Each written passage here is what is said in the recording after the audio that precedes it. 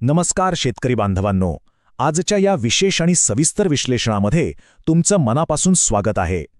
आज आपण एका अशा ज्वलंत समस्येवर चर्चा करणार आहोत जी शेतामध्ये आपल्यासाठी एक फार मोठी डोकेदुखी बनून उभी आहे. होय, आपण बोलतोय हुमणी अळीबद्दल. आज आपण या हुमणी अळीवर नियंत्रण मिळवण्यासाठी एक अत्यंत स्वस्थ, सोपा आणि 100% शास्त्रीय उपाय पाहणार आहोत. चला तर मग याच्या मुळाशी जाऊया. आज आपण नक्की काय काय पाहणार आहोत ते थोडक्यात बघूया. आपण 5 महत्त्वाचे टप्पे पाहणार आहोत. 1. हुमणी अळीचं मोठं संकट. 2. जैविक बुरशीचा उपाय. 3. मेटारायझियम आणि बॅवेरिया. 4. वापराच्या सोप्या पद्धती. आणि 5. काळजी आणि खबरदारी. हे रूपरेषा तुम्हाला एक परिपूर्ण आणि प्रत्यक्ष शेतात वापरता येईल असं ज्ञान देईल. पहिला भाग, हुमणी अळीचं मोठं संकट, पिकांचं अतोनात नुकसान. ही समस्या प्रत्यक्ष शेतात किती भयंकर रूप घेते ते आपण आधी पाहूया. आता मला सांगा, हुमणी अळी तुमची पिकं उद्ध्वस्त करत आहे का? हा प्रश्न मी विचारतोय कारण आपण हजारो रुपये खर्च करतो, महागडी औषधं फवारतो, पण तरीही हिरवीगार पिकं अचानक माना टाकतात, सुकायला लागतात. बरोबर ना? ही परिस्थिती खरंच खूप वैताग आणणारी असते. आणि होतं काय माहितीये, आपण रासायनिक औषधांवर पाण्यासारखा पैसा खर्च करतो, पण तो बऱ्याचदा पूर्णपणे वाया जातो. याचं मुख्य कारण म्हणजे ही हुमणी अळी जमिनीत अगदी खोलवर लपून बसलेली असते आणि ती थेट पिकांच्या मुळांवर हल्ला करते. आपण वरून कितीही फवारणी केली तरी ती औषधं मातीत धुपून जातात आणि जमिनीखालील या अळ्यांपर्यंत पोहोचतच नाहीत.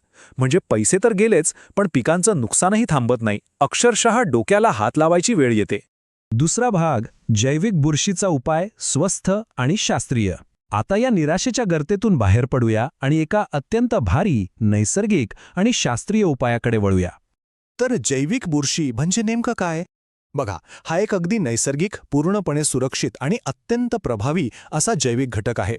महागड्या रसायनांना फाटा देऊन हुमणी अळीला संपवण्याचा हा एक सर्वोत्तम उपाय आहे. रसायनांसारखी याची ताकद मातीत कमी होत नाही. उलट ही बुरशी जमिनीत स्वतःची वाढ करते, जणू काही ती स्वतःचं एक सैन्य तयार करते आणि अळ्यांना सक्रियपणे शोधून त्यांना नष्ट करते. तिसरा भाग, मेटारायझियम आणि बॅवेरिया सूक्ष्म हिरो बुरशी. आता आपण या उपायामधल्या 2 मुख्य हिरोंची ओळख करून घेऊया. आता यातील सर्वात रंजक गोष्ट म्हणजे या दोन्ही बुरशी सूक्ष्म पातळीवर हुमणी अळीची कशी शिकार करतात ते बघा. मेटारायझियम काय करते? ती चक्क अळीच्या शरीरात घुसते आणि थेट तिच्या रक्तावर हल्ला करते. यामुळे अळीची वाढ जागीच थांबते आणि ती काही दिवसातच संपते. आणि बॅवेरिया तर अळीचं बाह्य कवच फोडून आत प्रवेश करते आणि तिथे विषारी टॉक्सिन सोडते. यामुळे अळीला अक्षरशः पॅरालिसिस म्हणजे अर्धांगवायू होतो. ती हलूच शकत नाही आणि शेवटी मरून जाते. निसर्गाची ही करावत खरंच अफाट आहे, नाही का? चौथा भाग, वापराच्या सोप्या पद्धती, प्रत्यक्ष शेतातील वापर.